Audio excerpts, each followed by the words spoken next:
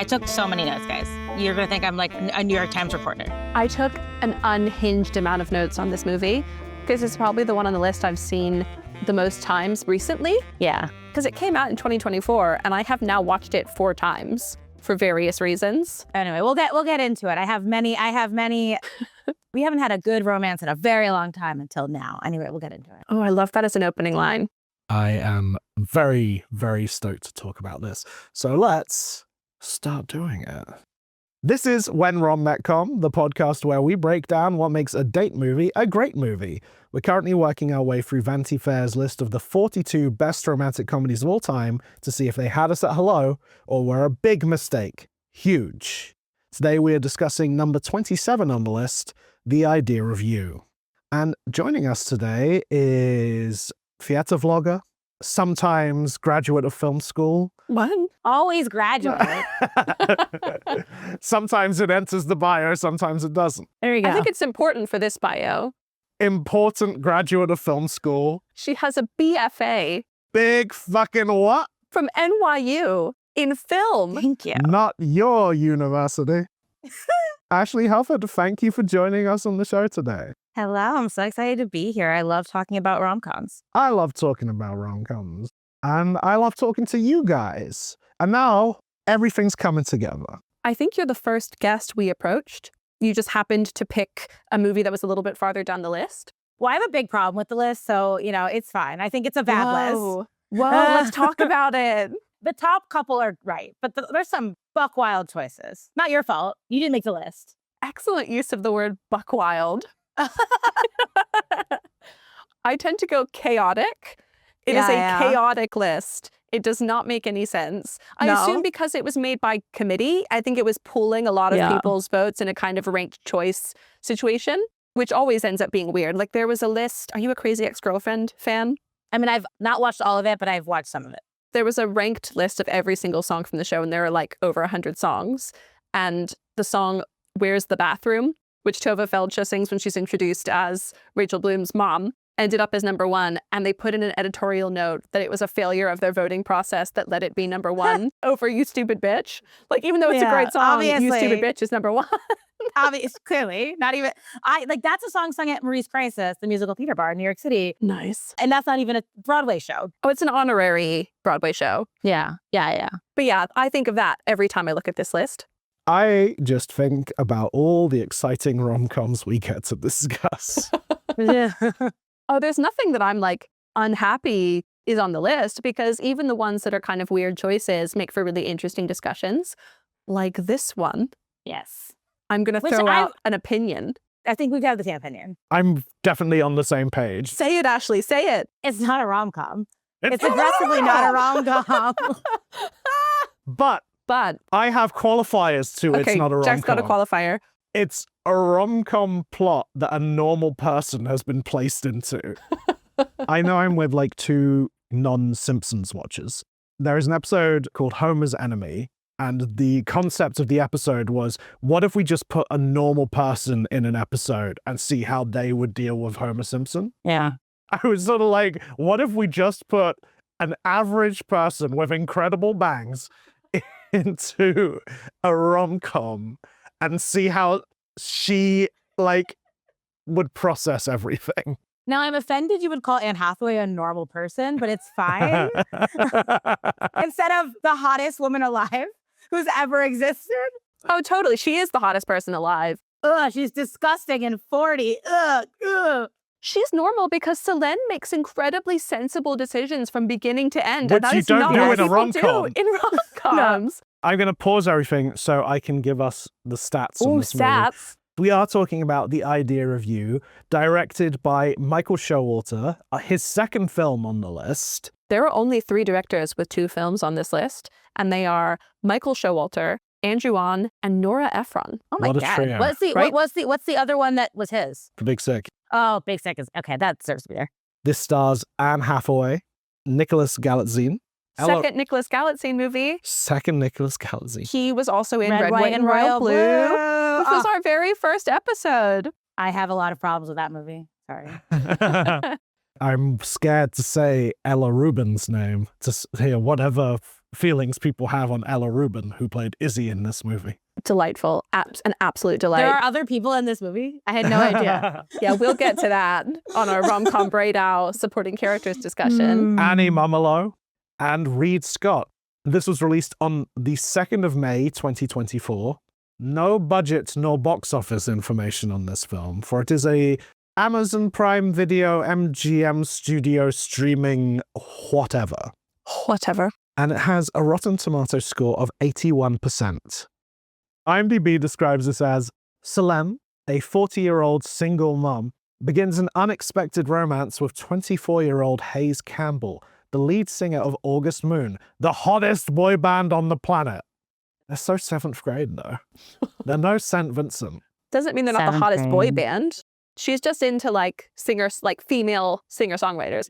Yeah. Vanity Fair says, who hasn't dreamed of meeting a pop star at a music festival, then having them fall head over heels for you? That's exactly what happens to Anne Hathaway in The Idea of You. Based on the book of the same name, Hathaway stars as Selene, a divorced art gallerist living in Los Angeles. When she takes her teen daughter to Coachella, she stumbles into the wrong trailer and has a meet-cute with Hayes Campbell, a member of the extremely popular boy band August Moon, played by Nicholas Galitzine.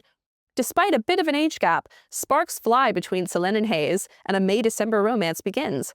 Directed by Michael Showalter, The Idea of You is fun and flirty and showcases Hathaway at her best, charming, wry, and emotionally available. It also helps that the August Moon songs, written by Sivan Katecha, are legitimately catchy, and Galitzine pulls off his Harry Styles-esque pop star character with aplomb. The Idea of You is the perfect rom-com for anyone with a song in their heart. Incorrect. I completely agree with all of that. It's just I would say The Idea of You is the perfect romance for anyone with a song in their heart. I don't think you need to have a song in your heart. I think you can just... Do we all have a song in our heart? I've got a song in my heart. Do you, Ashley? Do you have a song in your heart? I don't think so. I think it's out. I think my song in my heart is song-free. So we've all seen this movie before. Nora and I watched this movie together on like a summer's eve. And I remember both of us watching it just being absolutely taken by it. The first time I watched it, I was at home with my family, and I was watching with my sisters, and then they both got bored and left. And then my dad walked in, and just was captivated. So I watched the whole thing with my dad, which is a weird movie to watch with your father, but we both had a great time, and we enjoyed it very much. I love that. I mean, I'm going to say, right off the bat, this is the horniest movie we've covered. The book is significantly hornier. The book is not good, but it's great. You know, one of those. I deeply love the book, and I was really nervous about the adaptation because I was like, the sex in the book is really important. It's important to the themes of the story. It's important to Selene as a character. It's important. And I was very pleasantly surprised and happy that they were able to capture the sexiness of the book. I genuinely find it the most relatable, sexy movie in that the way they are tender with each other feels so natural and pure. Just the bit when he's playing that piano and the camera lingers on their hands touching.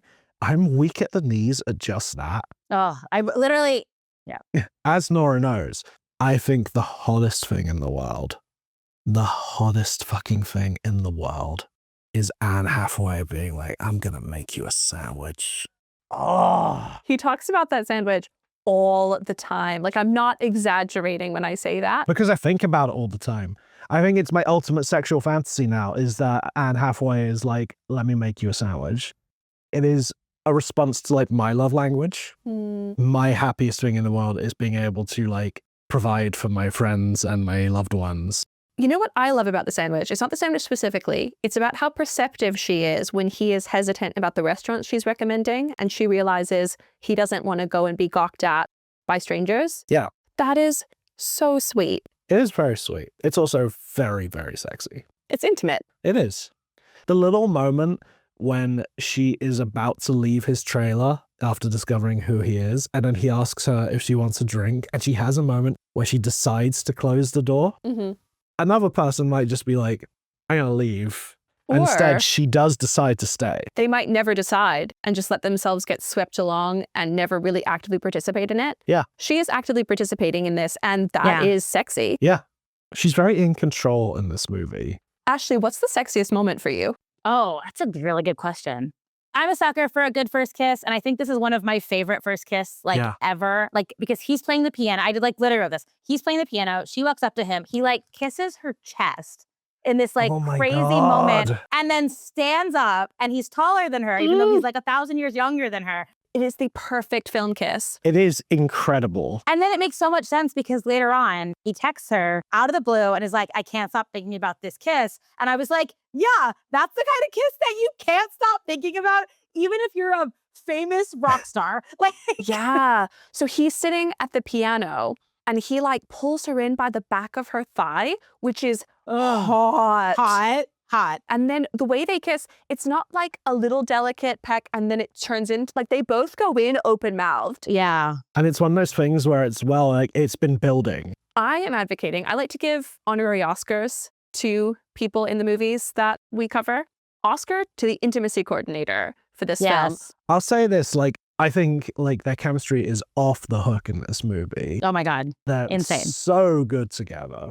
However, when he is performing as a member of August Moon, massive ick. What this is teaching me, Jack, is that you were never a teenage girl. Yes. Because what you don't understand is the lore of the boy band. So for people who might not know, and the author of the book denies this, I don't believe her. I don't believe her for one single second. This is a Harry Styles fanfic book. And she's like, oh, Harry Styles was one of the inspirations. I'm like, no, girl, this is fanfic. That's now a movie, and that's okay. But that's what August Moon is One Direction. And if you ever were part of the One Direction, NSYNC, Backstreet Boys, that is the level of lore we are talking about here. And therefore, Jack might not find it sexy, but there are many, many, many, many, many people that would. Yeah. That's all. It's also heartbreaking that after that, they're like, bye. I know. He does this little watch trick. Oh, yeah. Yeah, very smart. Leave the watch behind. The notes I have from this scene is first kiss piano, so hot. Leaving the watch, even hotter. I stopped listing what was hot because I was like, this whole thing's fucking hot. All of it's hot. I feel like we also should go back and talk about what a wonderful meet cute it is as well. Oh, it's a it's such a yeah. Oh, it's my favorite type of meet cute because it's like a toilet humor meet cute. He opens the door and he's like, oh, it's a stalker. And she's like, can you get the fuck out of this bathroom? I just she's like, I gotta pee. And then she's like, are you ASMR person who gets off on people peeing? And he's just sitting on the couch drinking a Coke. It's so funny. It's one of, again, I think it might be the best meet cute we've had in these films so far. I was so nervous I was going to join and you guys would be like, it's a terrible movie because I will fight anyone for this film. And there are a lot of people that just hate it. And I'm like, you only hate it because you don't like women. So I'm glad you both liked it. It's such a joy to watch. Yeah. Because I am taken away by the romance of it all. But also, it's a really, strong feminist piece, I think. Yes. Annie Mumlo has the line of, people hate when women are happy. Mm-hmm. And I think that is, the thesis of the film. Yeah. It's about a woman who has to be able to put aside her wants and needs for her child. Yeah. But also is allowed to have her wants and needs. And I think that's incredibly raw and powerful. And I love it. I love every, aspect of it. And not to be just completely basic, this is the hottest I've ever found Anne Hathaway as well. Oh, I wrote this down. I was like, we all dream to be Anne Hathaway, where we look so much hotter in our 40s than we ever did in our 20s, which I just think is and not that she was ever unattractive. No. She's always been pretty. But I always thought she was cute, pretty, and now she's fucking hot. It's such a stunning look in this. Yeah. And I love her outfits as well. I love how she dresses. The fashion. The denim kaftan. She wears so amazing. much denim in this movie. So much. Her denim a weird apron amount. when she's making that sandwich. Right? A weird amount of denim. And she looks great in all of it. What I like too is she never feels like she's dressing. She dresses her age, which I also really like. She doesn't feel like she's dressing like she's supposed to be 20. She always dresses like she's a woman in her 30s, a mom, but she looks so stylish and cool doing it. There is the awful boy at school who's tell your mom I'm going to turn 18. Gross. But the boys would be like that. I'm sorry. Yeah. Even before she was hooking up with Hayes, she's got to be the hottest mom at school. Mm-hmm. One thing that I feel like normally I'm I tend to be critical on movies that are based on books, But I actually found there's a couple choices that the movie made that I actually think are better. One of which is they age up her daughter. Her daughter in the book is like 12 or 13. And I actually think by aging her up, it works even better. It also makes the 5 years work in a way that it wouldn't have worked, obviously, if she was younger. But I think by aging up her daughter a little bit, it gives them more of like a, like still her mom, but like more of a, they're able to like have these conversations that she's just not able to have with her like 12-year-old. They also give her like in the book, her daughter is a huge Hayes Campbell fan and has a huge crush on Hayes Campbell and has a poster of Hayes Campbell in her bedroom. So that like very much changes the dynamic of my mom is sleeping with my like teen crush as opposed. And I was really worried when I saw they had aged the daughter up, that they were going to add like a weird, like not like a love triangle, but kind of like, because they also, which I also think works better, is they also age Hayes up. In the book, Hayes is fully 20 and she is fully 40, which is very different to me than 24 and 40, even though it's only a couple of years. I think it's important. It's important. And I also was like, I just don't want to see her hooking up with a 20-year-old because 20 is a baby. So Nicholas Galitzine was 29 when he was shooting this, and Anne Hathaway was like 39, 40. Like, we don't really think about the fact that 24 actually looks so babyish compared to 29. Yeah. And so, like, I believe he's 24. He has a playing age of 24. But he does not look like a baby. He looks like a grown man. He looks like a grown man. But when I really notice it is like when he's like, I was noticing last night, like when he's texting and he's like, you are like using, like he doesn't speak, like she's always typing in like complete sentences and using punctuation. And he's like texting her like a 24-year-old would text her. Although I noticed that as it went on, he starts using full sentences and as well. I was like, oh, genius. The choices. Oh, speaking of the texts, one of my biggest pet peeves in films is when you see text messages from people who have an established relationship and there's no text history. They always had like relevant, good text history for those shots. What a dream. Michael Showalter, mwah, thank you. No, for real though. Absolutely. Those phones were lived in. He says he auditioned for the band at 14, and if he had gotten the role as Tiny Tim in A Christmas Carol, he would have done that instead. There was no way he was getting cast as Tiny Tim at 14. That was absolutely insane. How did he get that audition? Depends what the production was. Yeah, but if he looks like this 10 years later, I was like, that must have been one hell of a puberty for glow up.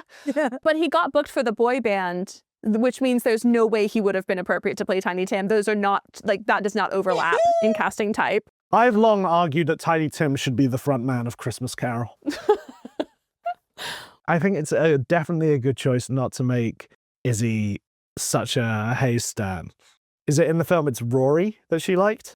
It was always Rory. It was always Rory. Well, that's one of my favorite moments is when she is getting the signatures and she's like looking to Rory and she's like, Rory was my favorite. Like, he's not a real person. Like, she's looking at Rory and she goes, Rory was my favorite. And I was like, he's right there. You're talking to Rory.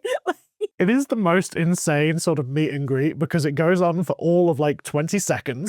Those people paid so much money and he spent the whole time talking to Anne Hathaway. They didn't get their autographs. They spent the whole time talking to Anne Hathaway and her daughter and her two friends. I love Celine's relationship with her daughter. Yes. Yes, me too. When they're rocking out in the car and when she goes, did Tracy give you a gummy again? Yeah. 10 out of 10. Did Tracy give you a gummy again is so funny. And she's definitely acting like she has. Yeah, she is. Yeah, because she's just made out with the hottest man alive. It's not even that he's the hottest man alive, although obviously gorgeous. It's that it was the hottest kiss ever. Yeah. It should be played in sex ed class. Yes, it should. No. Like, every young man should watch this and be like, and this is how you should fall in love. Yes. It's enough of a allure that when he's like, come to New York, she somehow finds herself on it. I like love it because it almost feels like she's like so resistant to it and yet can't help herself. And she's like, yes, I guess I will be stepping on this airplane that I don't want to get onto. I'll be flying to New York where I don't want to go. And I will be going to your hotel room that I don't want to stay in and then have the hottest sex of my life. Also wearing the best dress. Yes. That dress, it's like, it's not obviously sexy in the sense that it's got this like high neck, it's long, it's got these ruffles, but it's also tight. It's like see-through, you can see your bra. Like it's perfect. Yeah. It's classy, but it's also incredibly sexy.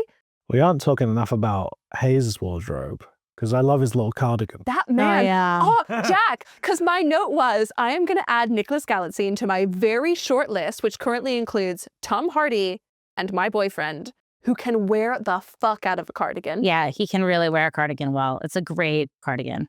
when they're doing the like undressing, which I love that this movie does the undressing and we don't just either leave the clothes on or pretend like the clothes magically come off. The bit where he goes for her panties is... Let's talk about that. What is he doing? Like, he must be incredible with his hands because it was fast. It was so fast. And like, he plays the piano and the guitar. Some of us are just gifted, Nora. And he's young. It's youthful energy. It's youthful exuberance. Anything The thing is, finger dexterity. I am wildly better at taking other people's clothes off than I am my own. I love that for you. Thank you. Yeah.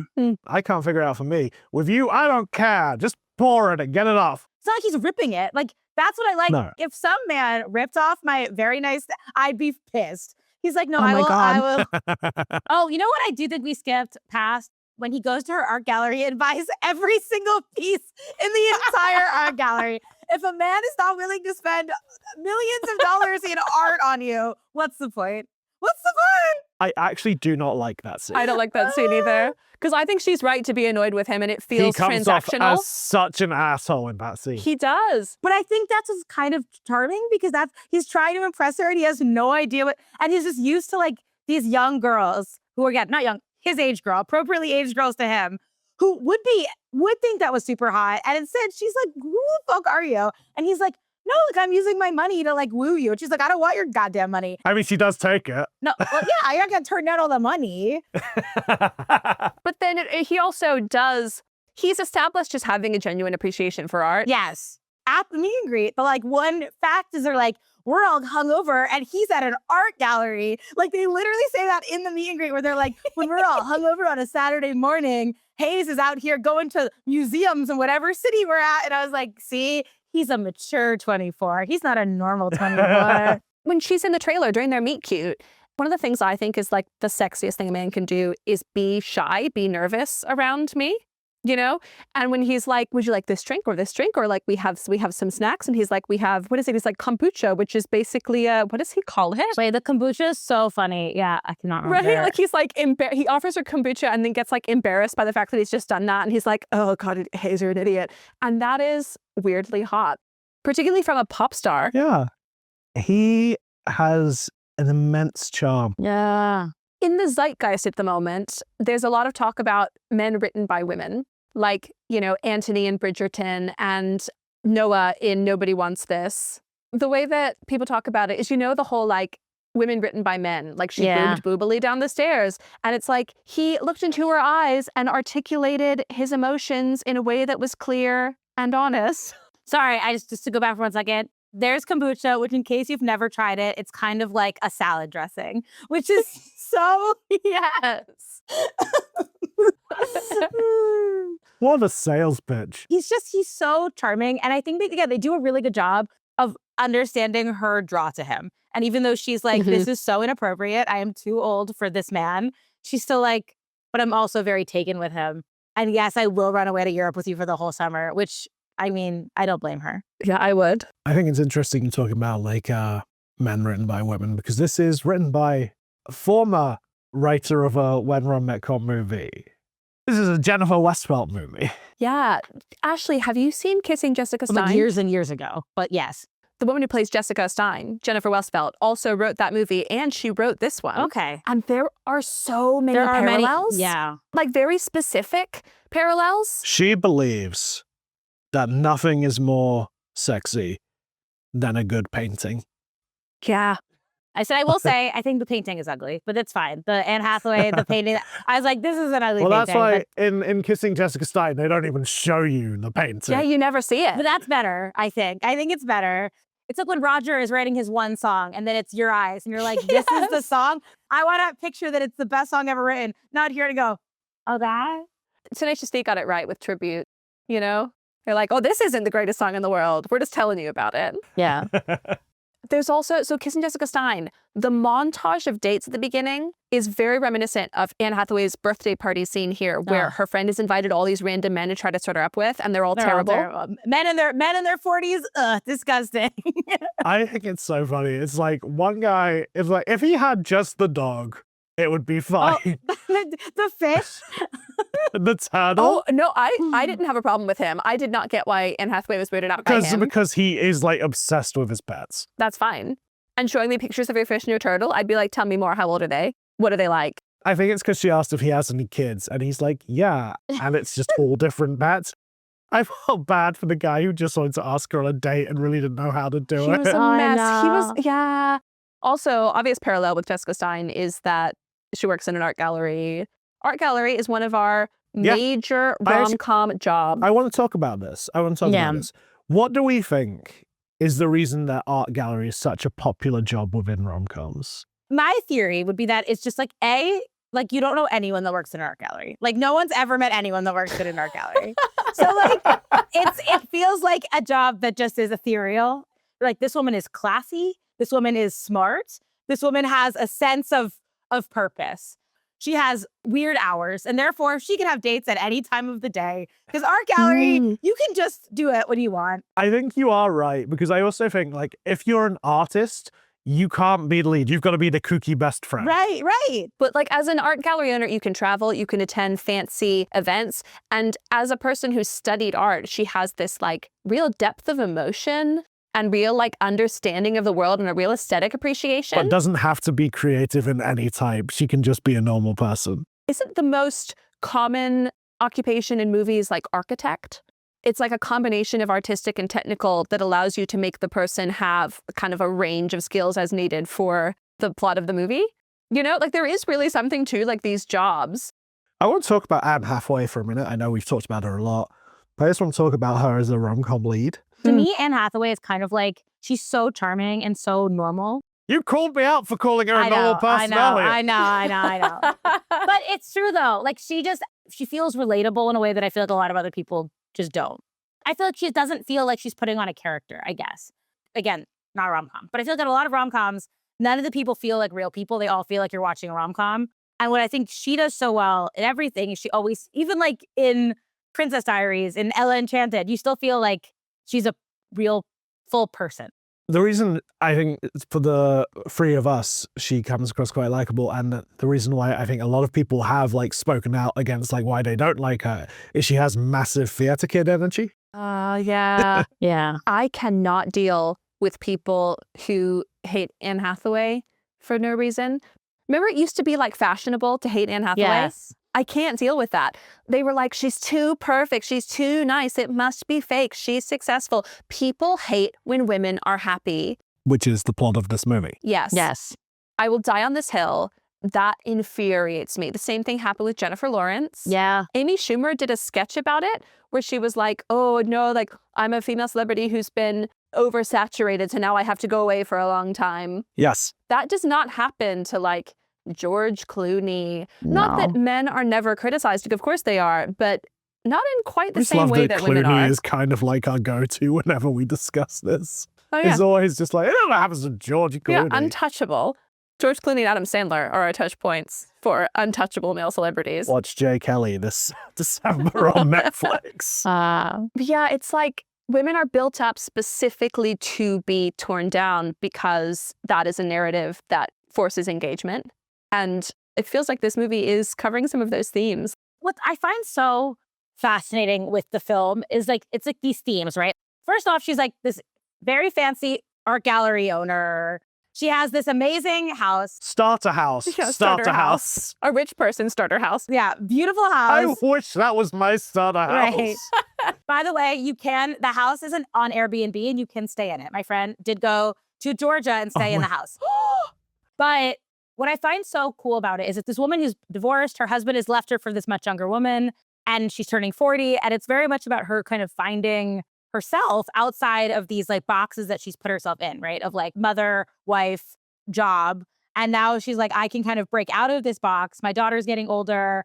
I'm no longer attached to this shitty man. Like, and she does that through like finding and claiming her sexuality and her like, I don't know, like her pleasure. And like, that is just so cool to see. And I feel like you don't get that very often. And all of the like, to go back to the sex, but all of the sex is like so her focus. Like you don't give a fuck if Hayes is enjoying it. I'm sure he is. Like it is all about Anne Hathaway and like her pleasure and her getting off. And you're like, I don't care about him at all. I mean, she is the focal point for this movie. There's never like a scene without her. It is all told from her perspective. Right. My note was holy female gaze, Batman. Right. It's actually wild that this was directed by a man.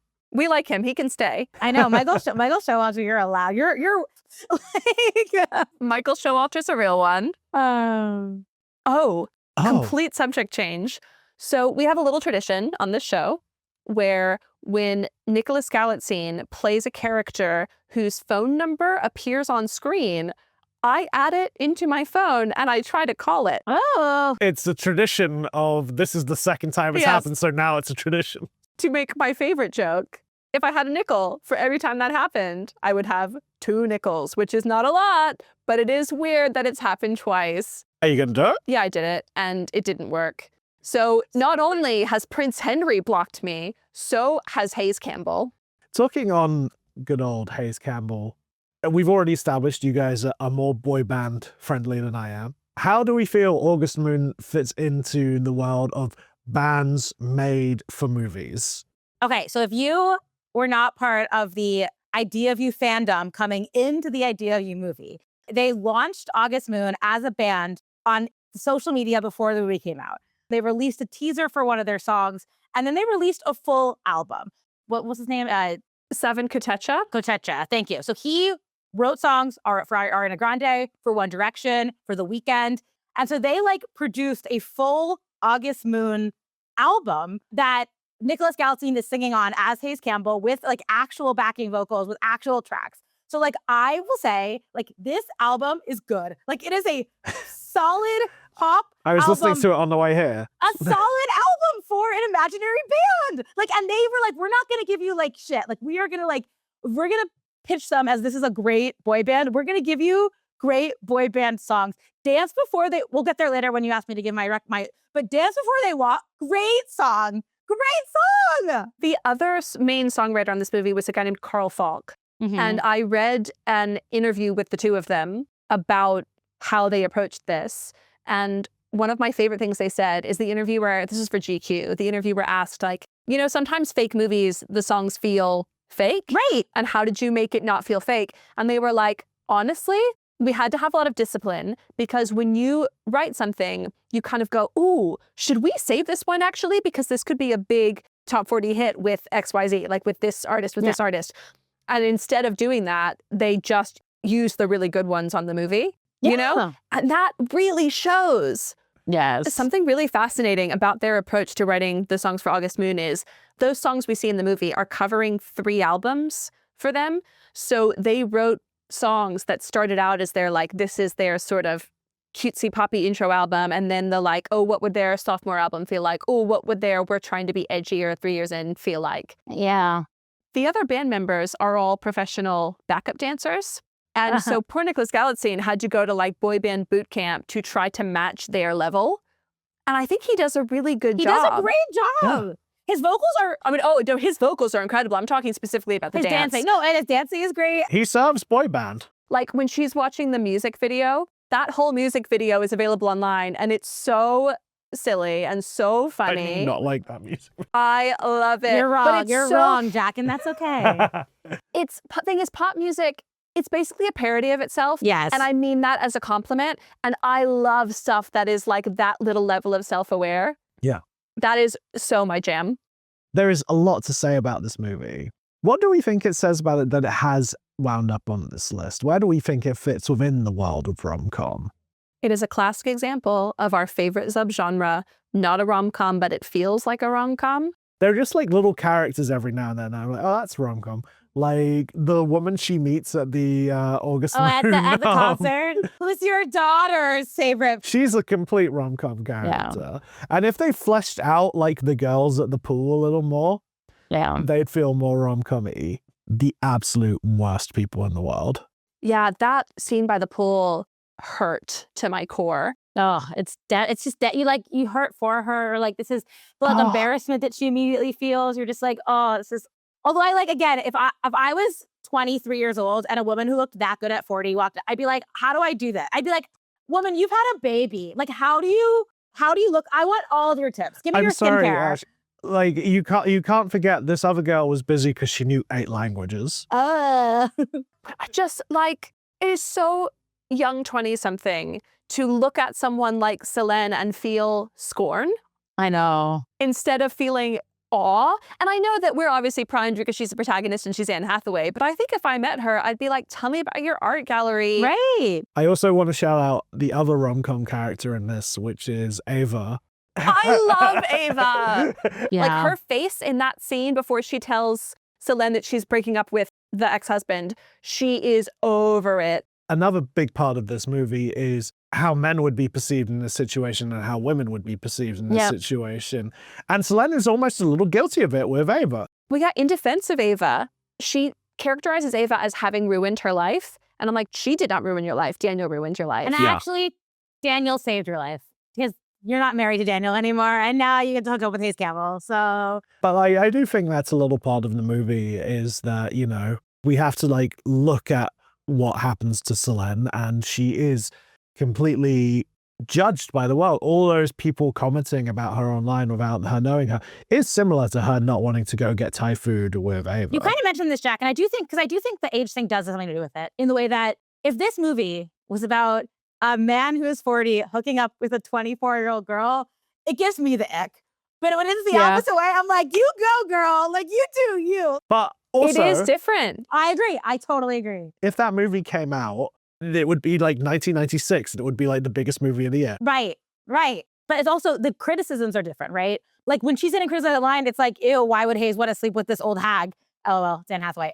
But we're like a woman sleeping with a man who's 15 years older than her is never, or 16 years older than her is never questioned. No one's ever like, why would you do that? They're just like, oh yeah, that like makes sense. We're like, Hayes gets the whatever. No, completely. Well, do we want to...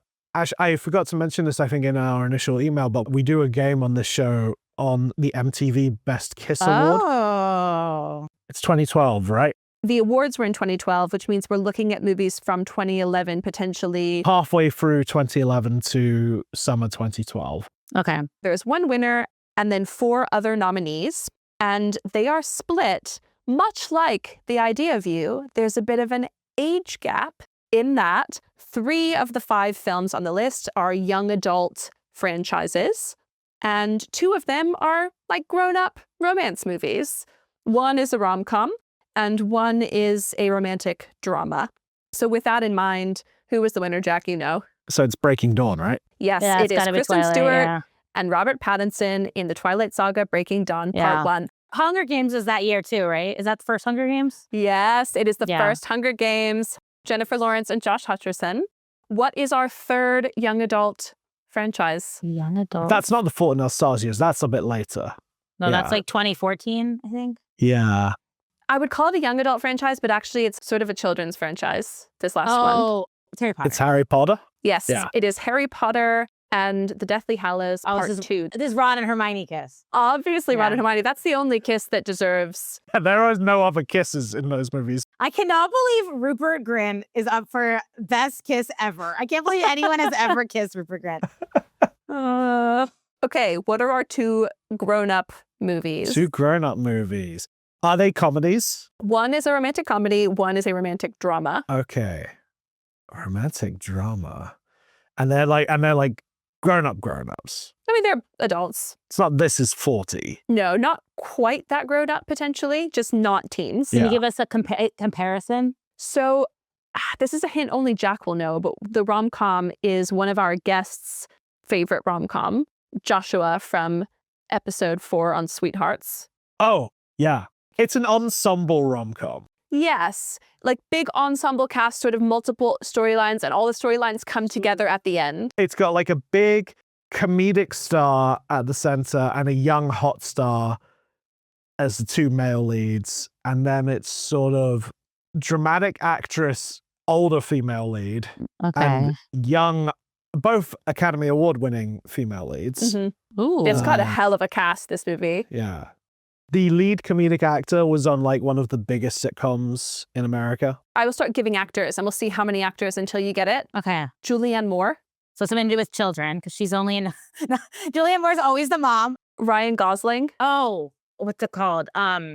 Love. It's a very generic title. Love. Yeah. Something love. love. Something stupid love. Dumb, Crazy, stupid Thank love. you. Crazy stupid love. That is a great rom-com. I did not realize it was that old. But I guess it is that old. Yeah. Because I'm old now. You're not old like Anne Hathaway's old. The final one, this is a romantic drama. It is one I have not seen. It stars two sort of hot people who are really known for doing romance movies. Okay. Two hot people known for doing romance movies. Although the man actually may be less known for doing romance movies and more known for doing, oh, this is going to give it away, dance movies. Oh, Channing Tatum. Yes. Oh, so it's Magic Mike. It is. No, it's not Magic Mike. It's a romantic drama. Magic Mike's a romantic drama. Is it? Yeah. What's it called? The one where she gets amnesia. Oh, The The Vow? Vow. The Vow. The Vow. Yeah. Well done. Oh. Magic Mike's a romantic drama? I mean, Magic Mike's kind of a romantic comedy. I've never seen Magic Mike, so. Oh my God. Wikipedia Oh. describes it as an independent comedy drama. I mean, there's romance in it. No, I believe He- you. I he believe you over flirts. Wikipedia. Anyway, I forgot about Magic Mike. I was thinking of Channing Tatum as dance star from the most iconic dance movie of all time, Step Up, obviously. I have been watching the Step Up franchise this Obviously. week. Oh. It's the first time this week I've seen Step Up 2 The Streets and Step Up 3D. Wow, I saw Step Up 3D in 3D, so I regret not seeing it in 3D. That's my favorite one so far is Step Up they're 3D. all great. Shall we do our would do's, wouldn't do's? Should we do songs first? Oh, yes. It's Dance Before You Walk. It's not even a question. Excellent choice. Jack? I go for the idea review. Nice. It's a very nice sort of closing credits song, but I guess I also love it because it's the one that sounds the least boy bandy. Wow. Another thing they said in that article was if the older brother also likes it, then you've diluted the boy band essence too much. So if you don't like it, it means they've done a really good job, Ah, you know? you are the cranky older brother that doesn't like the boy band. So I might, again, it's I control the playlist. I can break my own rules because I have to put Guard Down on because it slaps.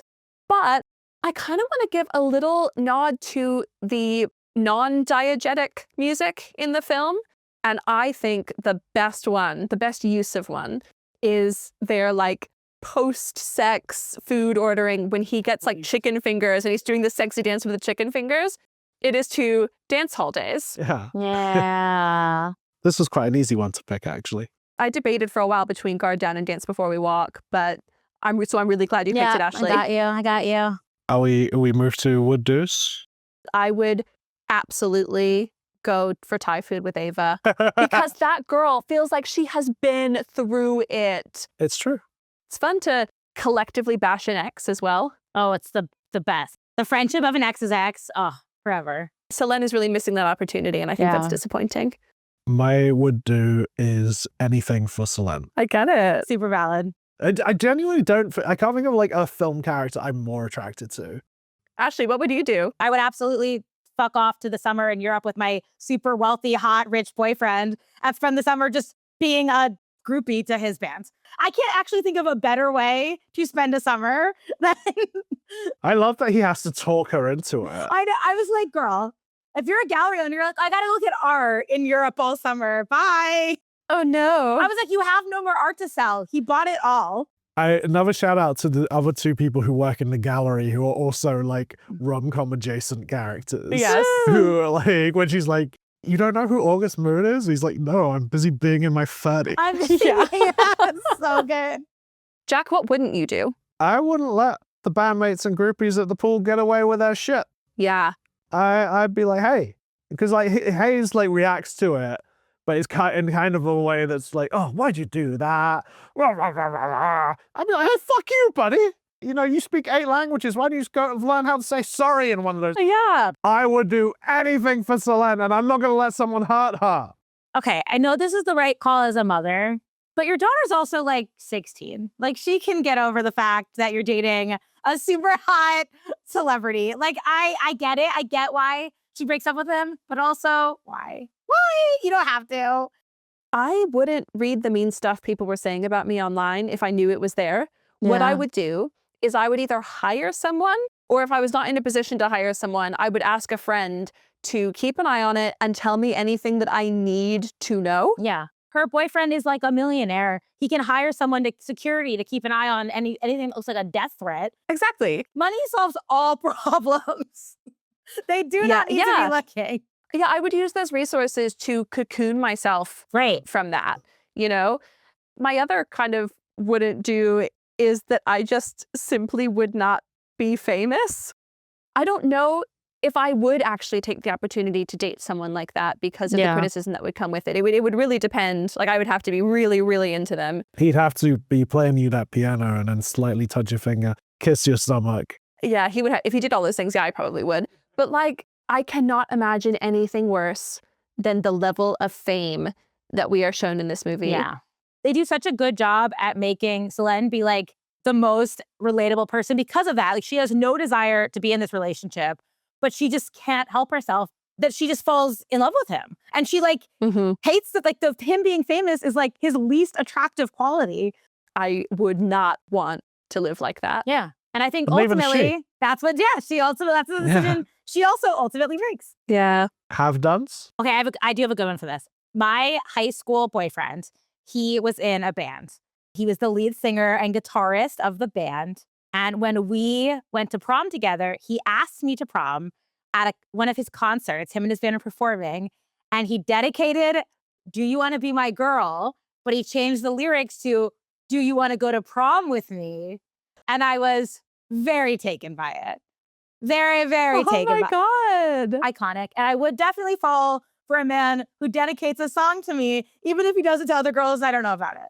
But I get why that moment you're like, oh, this is so charming that this boy It's very charming. changing up the whole set list to dedicate a song to me. What have you done, Nora? I have felt intensely awkward at a sort of stage door situation, like when she's at the meet and greet and she's sort of awkwardly hovering, waiting for her daughter. And it's not that I think it's bad that people do them. I think people have lots of lovely interactions at the stage door and it's like a really nice thing. But I cannot physically exist in that context. Me too. The only time I ever stage door is if I am meeting someone I know in the show. Yes. Because that is where they have to come out. You know, Nora, like all the time people are like, oh, are you going to stage door? And I'm like, absolutely, I will not be doing that. But I'm happy if you would like to stage door. Like, like my friend Ben loves the stage door. Ben goes to the stage door all the time. He has photos with everybody. I'm like, great for you. My worst nightmare. But like, happy for you.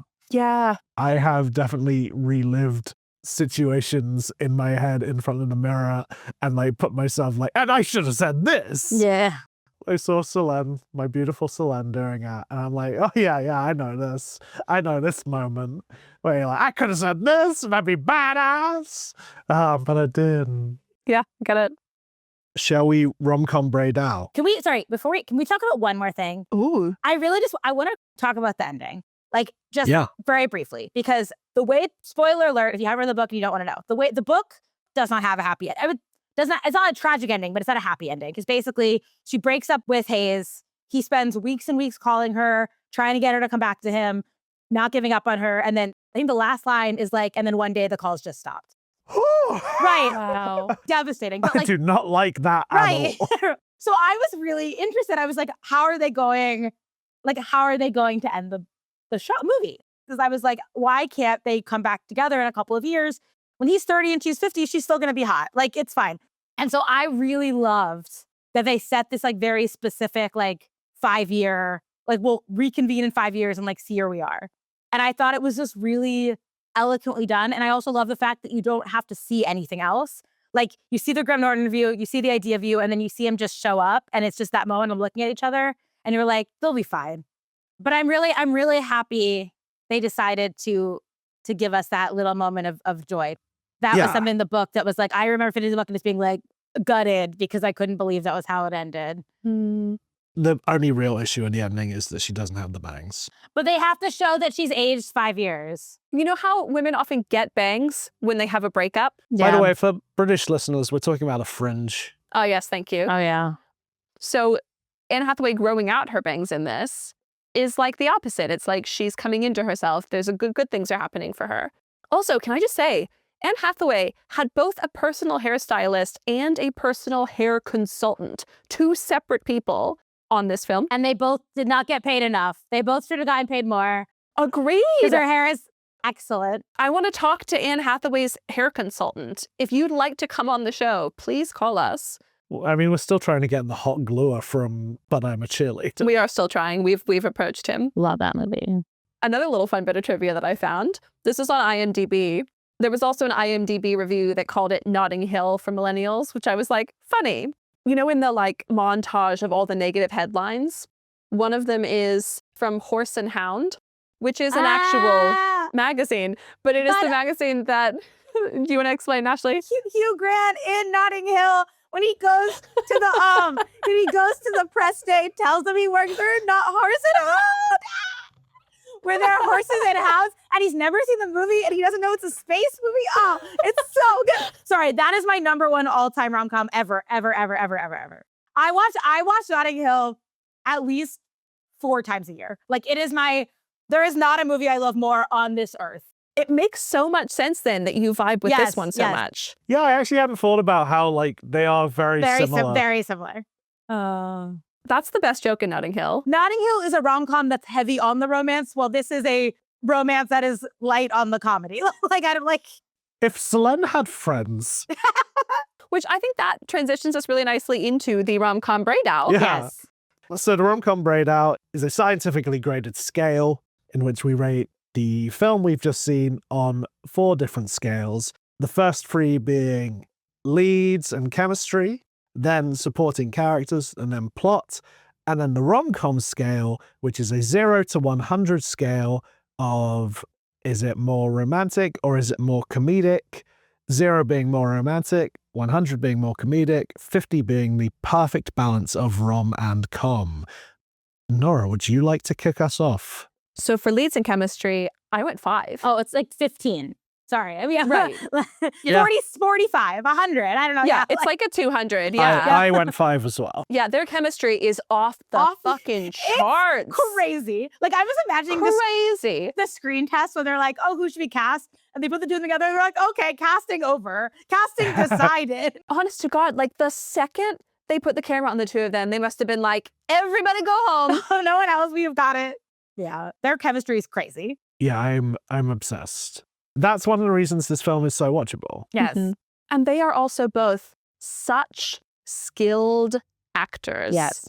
I think it's so interesting that Nicholas Galitzine ended up in this. I mean, it makes sense because he did Cinderella, which he was the prince, and he's singing in that. And he did Red, White, and Royal Blue, which is also Amazon Prime. So he was known by the people who were casting. But he was so early in his career when he was doing this. If you want to scare yourself, just look at the shots of him filming He-Man. It looks like a literal different person. No, it's like terrifying. It looks like a different person. I want to go on the record and say there is an Oscar in this man's future. Oh no, he 100 is incredible. For playing He-Man. He was so good in what was the other film that he did? Bottoms. And the fact that he did Red, White, Royal Blue to Bottoms to this is the range is crazy. The range is crazy. To He-Man, what is that? Anyway, after you finish this series and you go on to like deep diving into the careers of all of the different rom-com actors, I'm doing like a deep dive. Anyway, this is the next part. I'm planning your next series after this series for you. Oh, we've got so many that are planned. But like literally, like his career is crazy, and he's only 31. He's 31. So all 5s for the leads. Supporting characters. So I gave it a 2.5 because it does not have those rom-com supporting characters like Notting Hill does.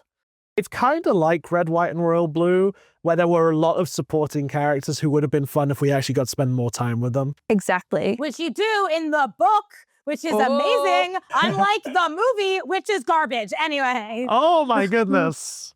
Oh my goodness, she's coming for us. They removed June. Anyway, sorry. Anyway, that's all I have to say about that. We'll have you back for Red, White, and Royal Wedding.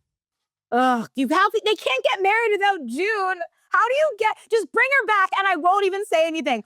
Anyway, that's all. We don't know it's them getting married. Very true. But also, someone on Instagram said it should be called Red, White, and something blue. Yeah. And they are absolutely That's right. And then the third one should be Red, White, and Baby Blue. Brilliant. Mine was Red, White, and Royal 2. That's also funny. If this was 2006, that's what it would be called. I live in 2006. Too royal to blue. Yeah, to royal. Legally blonde, red, white, and Red, white, and royal Yeah. blue to electric boogaloo. No. red, white, and royal blue 2, Anyway. The Return of Jafar. Anyway, I respect Red, White, and Royal Blue, the movie, for what it is. I think it's great to have a romance between two men. Obviously, I love a rom-com, but the book is amazing and they destroyed it. Okay, sorry, that's all I'll have to say about that. What is your score for supporting characters? 2.5 is honestly higher than I gave it. I gave it like a 1.5, but because that's to me, again, and this is no shade to the characters, it's just the fact that they're not in it. Like we could have seen no one. She could have just mentioned she had a daughter. She could have just mentioned she had an ex-husband. Like no one actually had to be in this world. It could have just been 2 hours of them in a room talking, and I would have been fine. Thrilled. It's a 2 for me. Because honestly, it's close to being that rom-com. It just needs... it doesn't need it because it's a great film without it. But supporting characters, you've not got a lot to do here. The line about "Did Tracy give you a gummy again?" is doing so much heavy lifting on my supporting characters score. That honestly, that's solid. That's a solid, yeah. In the opening credits, you've got Annie Mumolo, who is a comedian, who is very funny. She co-wrote Bridesmaids, and Barb and Star go to Vista Del Mar, which is one of my top 10s. But yeah, not used to comedic potential in this movie. Plots. 3.5. Oh, okay. Why? I don't really know. I think it could very easily be a 4. I've got it down as a 4. Yeah, you know what? I also have it as a 4. Yeah, I'll bump it to a 4. I'm not entirely sure what my thought process was when I made that note, and they often change between making the note and recording the episode.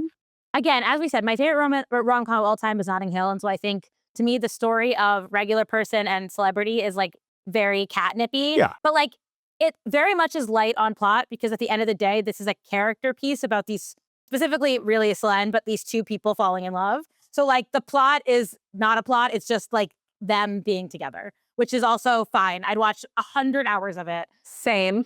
I don't need a plot. So let's go on to the rom-com scale.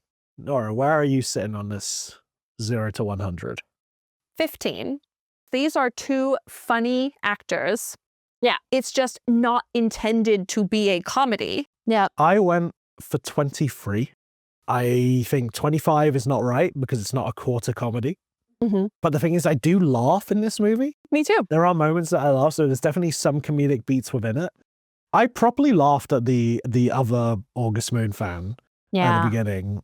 No, it's Proper so funny. giggles and plays it absolutely how I want it played in a rom-com. I think my biggest laugh, besides the chicken finger sexy dance, was probably her book on cubism being the clutter in her car. I cackled. Yeah. But you know what? She's a normal person. We've all got our book of cubism in our car. Of course that's what she would have. I was just I wish my car clutter was as classy as that. That's because you guys don't know people that own art galleries. That's what art gallery people do. She's always driving around reading about cubism. Well, if I was bringing an international pop star into my car and I did not know ahead of time this was going to be happening, I would be sorry, let me move this old yoga mat. Sorry, my car is covered in dog hair. Sorry, there's dog hair on every inch of this car. Enjoy that over your $3,000 jeans. Okay, anyway. We need your number. You've both, okay, I was lower, and now I think you've convinced me through the conversation. I think I will also be giving it a 20. I think the chicken nugget dance alone deserves the 20. I'd buy that, yeah. I had it at an 8, but I've moved it up. There's enough whimsy in it. Yeah. I can see how somebody could almost slip into the crack of it being a rom-com. Yeah. Yeah. In the last decade, I feel we've really lost the art of a rom-com. I feel there have not been a lot of new rom-coms that are worthy of being on this list. And I think that's how it ended up on this list. We got 2 from this year on the list. When I tell you, I honestly could put a lot of, I think the success of this movie actually brought a lot of, since people this is I could talk about this forever. This movie has helped, I think, has brought a whole new generation of films in the same way that I think Red, White, and Royal Blue also did, because they were the success of that movie. They were okay, people will watch queer romance. And now they're okay, people will watch romance. And now I think we're going to get a whole new generation of romance. I'm totally with you. Well, Ash, thank you so much for coming on the show. So fun. Do you have anything you'd like to plug? Ooh, I have TikTok and Instagram. If you like theater, that's what my normal genre of topics. But we're getting a really great rom-com coming to Broadway. This starts tonight, actually. You both have probably seen it because it was a London transfer.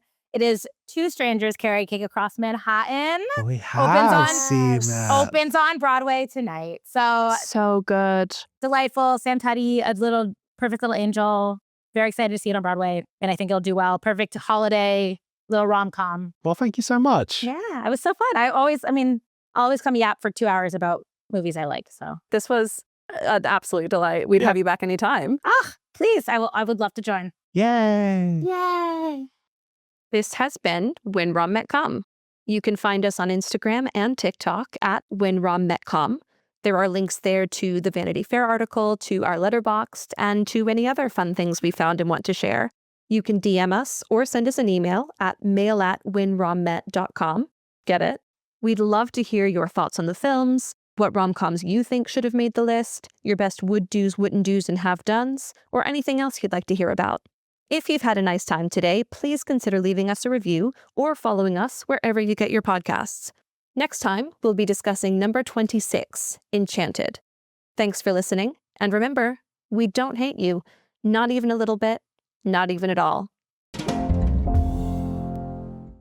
Hi everyone, Nora here with a little PSA for all you rom-connoisseurs. First, I want to thank you so much for joining me and Jack on the wild ride that has been the last 17 episodes. As we've mentioned before, this podcast is self-produced, so we've decided to take a little holiday break to catch up on our ever-growing backlog of editing and post-production. We will be back with our Enchanted episode on Wednesday, January 7th. In the meantime, keep an eye on our socials, and please DM us with your holiday rom-com recommendations. See you next time.